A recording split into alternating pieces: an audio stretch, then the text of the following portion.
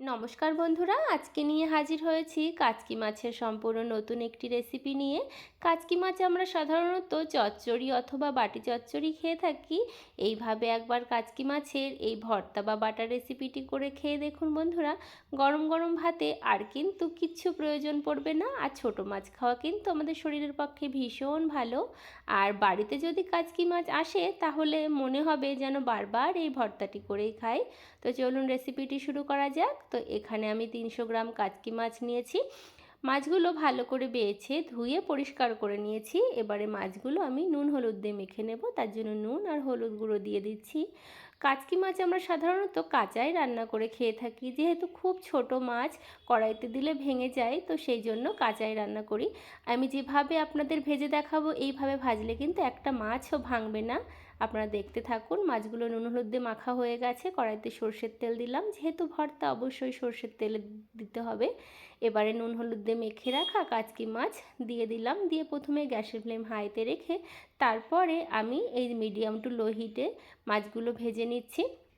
তো দেখুন এক পাশ কত সুন্দর লালচে বাদামি রঙে ভাজা হয়ে গেছে। ঠিক এই রকমভাবেই কিন্তু মাছগুলো আমি ভেজে নেব। আরেক পাশ যাতে ভালো মতো ভাজা হয় তার জন্য আমি সর্ষের তেল দিয়ে দিলাম। আর তেলটা একটু বেশি দিয়ে ভাজবেন, তাহলে দেখবেন একটা মাছও ভাঙবে না। তো দেখুন কত সুন্দর মুচমুচে করে ঝুরঝুরে করে মাছগুলো ভেজে নিয়েছি, একটাও কিন্তু ভাঙেনি। আশা করি আপনারা দেখেই বুঝতে পারছেন। তো মাছগুলো ভাজা হয়ে গেছে, একটা পাত্রে তুলে নিয়েছি। এখানে একটা মিডিয়াম সাইজের পেঁয়াজ কুচি নিয়েছি। এখানে 5-6টা কাঁচা লঙ্কা নিয়েছি। এবারে এখানে সর্ষের তেলে একটা শুকনো লঙ্কা ভেজে তুলে নিলাম। পেঁয়াজ কুচি সর্ষের তেলের মধ্যে দিয়ে দিলাম আর 5-6টা কাঁচা লঙ্কা দিয়ে দিলাম। তো পেঁয়াজ কুচি আর কাঁচা লঙ্কা সর্ষের তেলে একটু ভেজে নেব, তাহলে কিন্তু এই ভর্তাটা খেতে ভালো লাগবে। একটু নুন দিয়ে দিলাম, দিয়ে ভালো করে একটু ভেজে নেব। তবে বন্ধুরা খুব বেশি লাল করে ভাজার প্রয়োজন নেই, ঠিক এরকম করে ভেজে নিলেই কিন্তু এই ভর্তাটা খেতে ভালো লাগবে। তো আপনাদের সঙ্গে কথা বলতে বলতে আমার কিন্তু পেঁয়াজ লঙ্কা ভাজা হয়ে গেছে, তুলে নিয়েছি।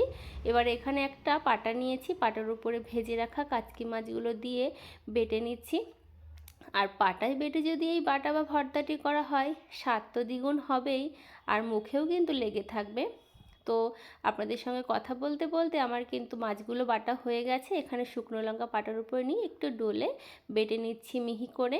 যারা এখনও এই রেসিপিটি ট্রাই করেননি বন্ধুরা, ট্রাই করার অনুরোধ রইল। আর কেমন লাগলো সেটাও কমেন্ট বক্সে জানাবেন। শুকনো লঙ্কা মিহি করে বেটে নিয়েছি। এবারে ভেজে রাখা পেঁয়াজ কাঁচা লঙ্কা বেটে নেব।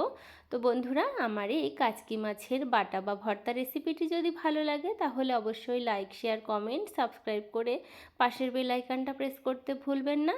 আর বাড়িতে অবশ্যই ট্রাই করবেন, আর কেমন লাগলো সেটাও কমেন্ট বক্সে জানাবেন। আমি কিন্তু মাঝে মাঝে এই কাচকি মাছের ভর্তা রেসিপিটি বাড়িতে বানাই, তো সেটাই আমি আপনাদের সঙ্গে শেয়ার করছি।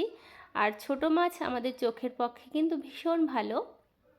তো লঙ্কা আর পেঁয়াজও কিন্তু বাটা হয়ে গেছে। তো দেখুন এবারে তুলে নিচ্ছি। আমি কিন্তু এখানে সর্ষের তেল বা নুন আর কিছুই ব্যবহার করছি না। আপনারা এখানে একটু কাঁচা পেঁয়াজ দিয়েও কিন্তু মেখে নিতে পারেন। তো দেখুন আমি এরকম করে হাত দিয়ে আরেকটু ভালো করে মিশিয়ে নিচ্ছি লঙ্কা পেঁয়াজের সঙ্গে। যেহেতু সর্ষের তেল আমি বেশি করেই মাছ ভেজেছি, সেই জন্য আর দিলাম না। আর নুনও আমি আগে থেকেই একটু বুঝেই দিয়েছিলাম।